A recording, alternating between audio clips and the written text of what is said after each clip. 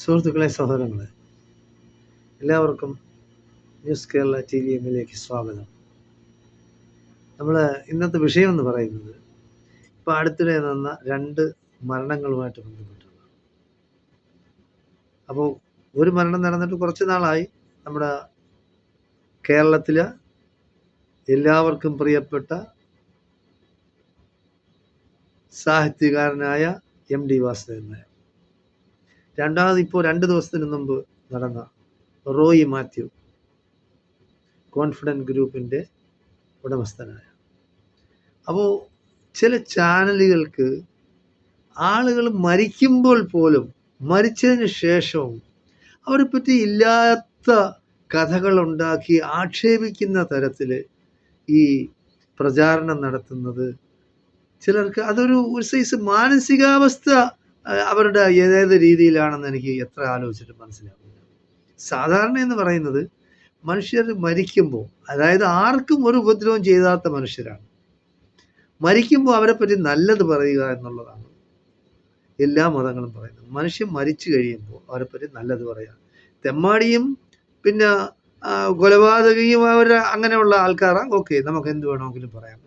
അങ്ങനെ പിന്നെ കൊലപാതകികളാണ്, അല്ലെങ്കിൽ തെമ്മാടിയാണ്, നാട്ടിൽ അരാജകത്വം ഉണ്ടാക്കുന്നവനാണ്, നാട്ടിൽ വിദ്വേഷവും വെറുപ്പും പ്രചരിപ്പിക്കുന്നവനാണ്, വർഗീയവാദിയാണ്, ശരി, അങ്ങനെ ഉള്ളവരാ. അപ്പോൾ MD വാസുദേവൻ നായർ എന്ന് പറയുന്നത് കേരളത്തിലെ എല്ലാവർക്കും സാഹിത്യമായിട്ട് ബന്ധപ്പെട്ടതല്ലെങ്കിലും സിനിമാ ഫീൽഡുമായിട്ട് ബന്ധപ്പെട്ടതായിരുന്നാലും എല്ലാവർക്കും സ്വീകാര്യനായ, എല്ലാവർക്കും സ്നേഹം ഉള്ള ഒരു വ്യക്തിത്വത്തിൻ്റെ ഉടമയായിരുന്നു MD വാസുദേവൻ നായർ.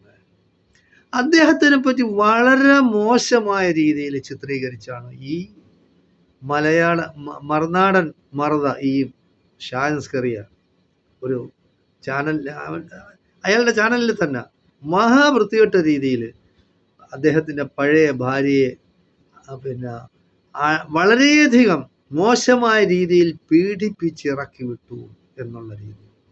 അദ്ദേഹം മരിക്കുന്നതിന് മുമ്പായിരുന്നുവെങ്കിൽ ശരിയാണ്, നിങ്ങൾക്ക് പറയാം. മരിച്ചു കഴിഞ്ഞ് എത്രയെങ്കിലും നാൾ കഴിഞ്ഞതിന് ശേഷം ഇങ്ങനെ ഒരു വാർത്ത കൊടുക്കുന്നത്, ഇങ്ങനെ ഈ ചാനലിലിരുന്ന് ഇങ്ങനെ ഛർദ്ദിക്കുന്നത്, അത് ഭൂഷണമാണ്. സാധാരണക്കാരായ മനുഷ്യർ ചിന്തിക്കുന്നതിനെപ്പറ്റി.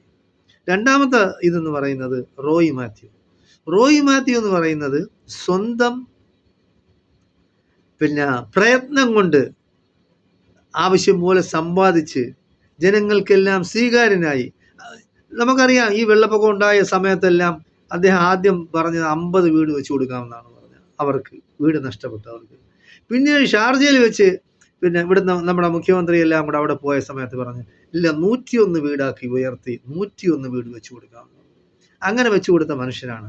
അപ്പോൾ നന്മ ചെയ്യുന്ന മനുഷ്യർ അവർ പൈസ ഉണ്ടാക്കുന്നതിന് അസൂയപ്പെട്ടിട്ട് കാര്യം തിരിയുന്നു. മറുനാടൻ കറിയാക്കി പൈസ ഉണ്ടാക്കി അയാൾ ആഡംബരം കാണിക്കുന്നു, ആവശ്യം പോലെ കാർ വാങ്ങിക്കുന്നു, അത് ജനങ്ങളുടെ മുമ്പിൽ പ്രദർശിപ്പിക്കുന്നു എന്നുള്ള ഒരിത്. എന്താ വൃത്തികെട്ട മനസ്സിൻ്റെ ഉടമയാണ്. ആളുകൾക്ക് എവിടെയെല്ലാം പൈസ ഉണ്ടായി. പൈസ അവർ അധ്വാനിച്ചുണ്ടാക്കുന്നതല്ലേ. ചിലപ്പോൾ ഭാഗ്യമാണ്, എല്ലാവരും അധ്വാനിക്കും, ചിലപ്പോൾ എല്ലാവർക്കും പൈസക്കാരാകാൻ നോക്കില്ല. എല്ലാവരും കാർ വാങ്ങിക്കും, പക്ഷെ എല്ലാവരും വാങ്ങിക്കുന്ന പോലെ വാക്കി നോക്കില്ല. ഇപ്പോൾ യൂസുഫ് അലി ആവാൻ എല്ലാവർക്കും നോക്കും. ടാറ്റായും ബിർളയും പണ്ട് വലിയ ഇന്ത്യയിലെ പൈസക്കാരായിരുന്നു. ടാറ്റായും ബിർളയും അവരെ പോലെ എല്ലാവർക്കും ആകാൻ നോക്കും. അതൊന്നും നോക്കൂല. അതൊക്കെ പടച്ചു തമ്പുരാൻ, ദൈവം തമ്പുരാൻ ഓരോരുത്തർക്കും ഓരോന്നും കൊടുക്കും. എല്ലാവരും ഗൾഫിൽ പോയി, യൂസുഫ് അലിയും ഗൾഫിൽ പോയി. യൂസുഫ് അലി കേരളത്തിലെ ഏറ്റവും വലിയ കോടീശ്വരനായി. എല്ലാവരും കോടീശ്വരന്മാരായ. യൂസുഫ് അലിക്ക് മുമ്പേ പോയവർ ഇല്ല. അപ്പോൾ ഓരോരുത്തർക്ക് ഓരോ രീതിയിലാണ് ദൈവം തമ്പുരാൻ കൊടുക്കുന്നത്. അതിൽ അസൂയപ്പെട്ടിട്ട് കാര്യമില്ല. അപ്പോൾ റോയ് മാത്യുവിന് 12ഓളം റോൾസ് റോയ്സ് കാറുണ്ട്, വേറെ കാറുകളുണ്ട്, ആവശ്യമില്ലാത്ത കാറുകൾ എന്തിനു വാങ്ങിച്ചിടുന്നു, അങ്ങനെ ഇങ്ങനെ എന്നൊക്കെ പറഞ്ഞ് ഒരാൾ മരിച്ചപ്പോഴാണ്. ആ മരണമുണ്ടായ കാരണം എന്താണ്? അദ്ദേഹം സ്വയം ആത്മഹത്യ ചെയ്തതാണോ, ഇനി അവന്മാർ ഈ ഈടിയും കീടിയും അവർ മനഃപൂർവ്വമായിട്ട് വെടിവെച്ച് കൊന്നതാണോ എന്നൊന്നും നമുക്ക് അറിയാനൊക്കില്ല. എന്തായാലും ശരി, സംഭവം നടന്ന ബാംഗ്ലൂരിലാണ്, കർണാടക സംസ്ഥാനത്താണ്. നമ്മുടെ അവിടുത്തെ ഉപമുഖ്യമന്ത്രി അദ്ദേഹം പറയുകയും ചെയ്തെന്ന് ഇന്ന് പറഞ്ഞിട്ടുണ്ട്, അന്വേഷണം ശക്തമായ രീതിയിൽ നടക്കും, കേരളക്കാരനായ ഒരുത്തനാണ് ഈ പിന്നെ ആദായ നികുതി ഉദ്യോഗസ്ഥനാണ് വന്ന് ഇല്ലാത്ത പ്രശ്നങ്ങളുണ്ടായ എന്തെങ്കിലും കാരണവശാൽ അവരുടെ ഭാഗത്ത് നിന്നുണ്ടായ കുഴപ്പം കൊണ്ടാണെങ്കിൽ ശക്തമായ നടപടിയെടുക്കും, അന്വേഷണം നടത്താൻ ഉത്തരവുണ്ട്. കേന്ദ്ര ഗവൺമെന്റിന്റെ ഏതെങ്കിലും ഒരു വക്താവ് ഇന്ന് വരെ ജനങ്ങളുടെ ഇടയിൽ പുകമറ സൃഷ്ടിച്ച് ഇല്ലാത്ത കുഴപ്പങ്ങളുണ്ടായി. എങ്ങനെ മരിച്ചു, എന്തുകൊണ്ട് മരിച്ചു, എന്തുകൊണ്ട് പീഡനം നടക്കുന്നു? അതായത് ഇവിടെ ഒന്നുകിൽ BJPക്ക് അടിപ്പെട്ട് കഴിയുക. ഈ സാബു കണ്ടില്ലേ, കിറ്റക് സാബു പറഞ്ഞ് ഞങ്ങൾ ക്രിസ്ത്യാനികളുടെ പാർട്ടിയല്ല, ഞങ്ങൾ ഹിന്ദുക്കളുടെ പാർട്ടിയല്ല, ഞങ്ങൾ മുസ്ലിങ്ങളുടെ പാർട്ടിയല്ല, ഞങ്ങൾ പാവപ്പെട്ടവന്റെ പാർട്ടിയാണ്. പാവപ്പെട്ടവന്റെ പാർട്ടി ഇപ്പൊ എവിടെ പോയി? BJPയിൽ. അപ്പൊ ഇതാണ് മനുഷ്യന്മാരെന്ന് പറഞ്ഞാൽ, ഒന്നുകിൽ അവർ ഭീഷണിപ്പെടുത്തി അവരുടെ വരുതിയിലാക്കും, ഭീഷണിപ്പെടുത്തി വരുതിയിലാക്കും, അല്ലെങ്കിൽ അവർ ഭീഷണിപ്പെടുത്തി നിശബ്ദരാക്കും, മിണ്ടാൻ പാടില്ല. അല്ലെങ്കിൽ അവർ അതും ഇതും കൊടുത്ത് വശത്താക്കി അവരുടെ പാർട്ടിയിൽ ചേർക്കും. ഇത് മൂന്നുമല്ലാതെ ഇവിടെ അവർക്ക് ഇഷ്ടമില്ലാത്തവർ കഴിയാനൊക്കില്ല. അപ്പൊ അതാണ് അവിടുത്തെ സംഭവം. അതാണ് ഇപ്പോ പലരിടത്തും പല മുതലാളിമാരടുത്തും ഇവർ ഒന്ന് ആദ്യം പൈസ ചോദിക്കും. 50 കോടി ഇട്, 100 കോടി ഇടുന്നു പറഞ്ഞു. പണ്ടെല്ലാം നാൽക്കവലകളിൽ ചില ആളുകൾ നിൽക്കുമ്പോഴത്തേക്ക് ഈ വട്ടന്മാരുണ്ട്, അവർ വന്നിട്ട് ഒരു 500 രൂപ എന്നാണെന്ന് ചോദിക്കും. അതൊക്കെ പല സ്ഥലത്തും അങ്ങനെ ഉണ്ടായിട്ടുണ്ട്, ഞാൻ കണ്ടിട്ടുണ്ട്. പണ്ട് എൻ്റെ കുട്ടിയില്ലേ ഞാൻ കണ്ടിട്ടുള്ളതാണ്. ഒരു 500 രൂപ ഞെട് എന്ന് പറയും. അപ്പോൾ ആൾക്ക് മനസ്സിലാവില്ല, പിടുത്തം കിട്ടൂല. വഴിപോക്കനായിരിക്കും, ചിലപ്പോൾ ബസ് കാത്ത് നിൽക്കുന്നവനായിരിക്കും. അല്ലെങ്കിൽ ഒരു 100 രൂപ എന്ന് പറയും. കാര്യം പണ്ടൊക്കെ 500 രൂപയും 100 രൂപ എന്നൊക്കെ പറഞ്ഞാൽ വലിയ സംഖ്യയാണ്. അവസാനം ഒന്നും വാങ്ങിക്കാതെ പോകും. അപ്പോൾ അങ്ങനെയുള്ള വട്ടന്മാരുടെ രീതിയാണ് BJP സംഘപരിവാർ ശക്തികളും കാണിക്കുന്നത്. 100 കോടി ആവശ്യപ്പെടും, 500 കോടി ആവശ്യപ്പെടും. ഇല്ലെങ്കിൽ നിന്നെ ഞാൻ CDയെ കൊണ്ട്, പിന്നെ EDയെ കൊണ്ട്, എൻഫോഴ്സ്മെന്റ് ഡയറക്ടറേറ്റിനെ കൊണ്ട് ഞാൻ നിന്നെ പിടിപ്പിക്കും, അല്ലെങ്കിൽ ആദായ നികുതി ഉദ്യോഗസ്ഥരെ കൊണ്ടുവന്ന് അവിടെ റെയ്ഡ് ചെയ്യിക്കും. അപ്പൊ ഇങ്ങനെയുള്ള പരിപാടികളാണ് നടക്കുന്നത്. നമുക്കറിയാം, ഇപ്പൊ അജിത് പവാർ അദ്ദേഹം മരണപ്പെട്ടു. അത് പ്ലെയിൻ ക്രാഷ് ആയിരുന്നു. അത് എങ്ങനെയാണ് ക്രാഷ് ആയത്, മനഃപൂർവ്വം പെടുത്തിയതാണോ എന്താണെന്ന് നമുക്ക് അറിഞ്ഞൂടാ. എന്തായാലും ശരി, അദ്ദേഹത്തിന്റെ പേരിൽ 1000-1500 കോടി രൂപയുടെ കേസ് നേരത്തെ ഉണ്ടായിരുന്നു. അപ്പോൾ അദ്ദേഹം അന്ന് ശരത് പവാറിന്റെ കൂടെയായിരുന്നു. ശരത് പവാറിന്റെ ഭാഗത്ത് നിന്ന് മാറിയിട്ട് BJP ചേർന്നു. അതോടുകൂടി ഒരു കേസില്ല, ഒരു അന്വേഷണമില്ല, ഒരു പ്രശ്നമില്ല. നമ്മളെ പിണറായിയെ പോലെ തന്നെയാണ്. ഇന്ത്യയിലുള്ള എല്ലാ മുഖ്യമന്ത്രിമാരെയും, പ്രതിപക്ഷ മുഖ്യമന്ത്രിമാരെ എല്ലാം, BJPക്കാർ അല്ലാത്ത മുഖ്യമന്ത്രിമാരെല്ലാം ഭീഷണിയുടെ സ്വരത്തിൽ, ഭീഷണിയുടെ പിന്നെ നിഴലിലാണ് കഴിഞ്ഞിട്ടുള്ളത്.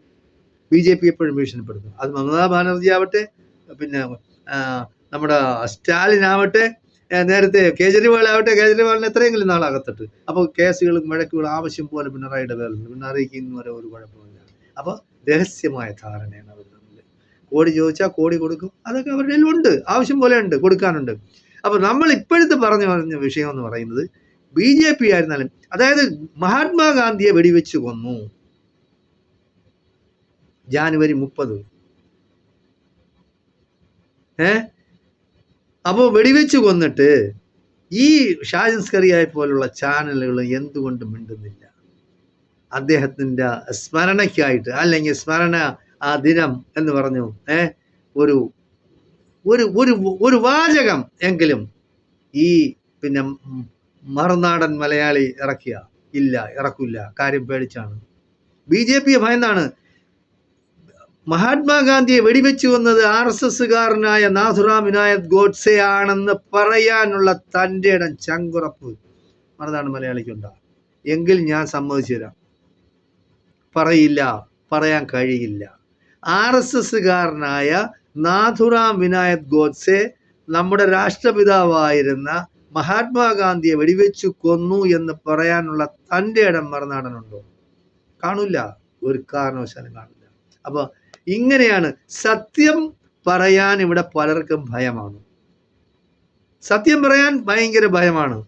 എന്തായാലും ശരി, നമ്മൾ മനസ്സിലാക്കാനുള്ളത്, മനുഷ്യർ മരിക്കുമ്പോഴെങ്കിലും നല്ല നല്ല ആൾക്കാരാണ്, ജനങ്ങളുടെ മുമ്പിൽ നല്ല ആൾക്കാരാണ്. സ്വകാര്യ ജീവിതം ഒന്നും പുറത്തോട്ട് ഇങ്ങനെ അവരെ പറ്റി യാതൊരു ആരോപണം വന്നതായിട്ട് ഞാൻ കേട്ടിട്ടില്ല. പിന്നെ MD വാസുദേവനെ സംബന്ധിച്ചിടത്തോളം, പിന്നെ വീടുകളിൽ ഭാര്യയും ഭർത്താവുമായിട്ടുള്ള ബന്ധം അവർക്കേ അറിയാൻ കഴിയുള്ളൂ. ചിലപ്പോൾ അദ്ദേഹത്തിന് പിന്നെ പീഡനമായിരിക്കാം, വീട്ടിൽ സന്തോഷം കിട്ടിയില്ലായിരിക്കാം, അങ്ങനെ വേറൊരു സ്ത്രീയെ വിവാഹം കഴിച്ചു. അതിനെന്ത്? നാട്ടിൽ നടക്കുന്നതല്ലേ. വിവാഹം കഴിച്ചു, അദ്ദേഹം കുടുംബം വേറെ നാടൊരുപോലെ നടന്ന് പെണ്ണ് കെട്ടിയില്ലല്ലോ. അയാൾ രണ്ടാമതൊരു വിവാഹം കഴിച്ചു, അങ്ങനെ കഴിഞ്ഞു. ആദ്യത്തെ ഭാര്യയായിട്ടുള്ള ബന്ധങ്ങൾ. അപ്പോൾ ചില സ്ത്രീകൾ ചിലതെല്ലാം അമിതമായിട്ട് പ്രതീക്ഷിക്കും. അദ്ദേഹം എന്ന് പറയുന്ന അവസാന കാലമായിട്ടായി അദ്ദേഹത്തിന് ഒരുപാട് സുഹൃത്തുക്കളും, അതായത് ഉറങ്ങാൻ പോലും സമയമില്ലാത്ത രീതിയിൽ അദ്ദേഹത്തിന് ഒരുപാട് ജോലി തിരക്കുണ്ടായിരുന്നു.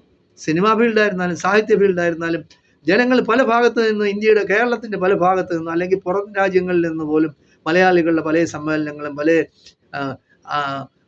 ആഘോഷങ്ങളിലും ഒക്കെ പങ്കെടുപ്പിക്കാനും ചില സെമിനാറുകൾ പങ്കെടുപ്പിക്കാനും ഒക്കെ വേണ്ടി അദ്ദേഹം അങ്ങനെ പാഞ്ഞുകൊണ്ടിരിക്കുകയായിരുന്നു. സിനിമാ ഫീൽഡ് എന്ന് പറയുമ്പോൾ അറിയാമല്ല, തിരക്കഥ എഴുതാനും മറ്റതും മറിച്ചതും അതിനൊക്കെ മൂല കാരണം എന്ന് പറയുന്ന കഥ, ഇദ്ദേഹത്തിൻ്റെ കഥയല്ലേ ഒരുപാട് എഴുതിയിട്ടുള്ളത്. അപ്പോൾ മമ്മൂട്ടിയൊക്കെ അഭിനയിച്ച എന്തുമാത്രം സിനിമ അഭിനയിച്ചിട്ടുള്ളതെല്ലാം MT വാസുദേവൻ അല്ലേ, അതല്ലേ ഹിറ്റായിട്ടുള്ളതെല്ലാം കേരളത്തിൽ. അപ്പോൾ അങ്ങനെയുള്ള ചില സാഹചര്യങ്ങൾ ഭാര്യമാരുമായിട്ട് കൂടുതൽ ബന്ധപ്പെടാനൊന്നും കഴിയുന്നില്ലാതായിരിക്കും. അപ്പോൾ അവർ വിചാരിക്കുന്നതെന്ന് പറഞ്ഞാൽ ഇദ്ദേഹം വേറെ എന്തോണ്, മറ്റാണ്, മറിച്ചാണ്, ഇപ്പം ഞങ്ങളെ മൈൻഡ് ചെയ്യുന്നില്ല. അങ്ങനെയൊന്നും അല്ല. അപ്പോൾ നമ്മൾ ജീവിതമായിട്ട് ബന്ധപ്പെട്ട് പോകുമ്പോൾ അതിന് പ്രത്യേകമായ വേറൊരു രീതിയാണ്. അത് യാഥാർത്ഥ്യത്തിലേക്ക് പോവുകയാണ്.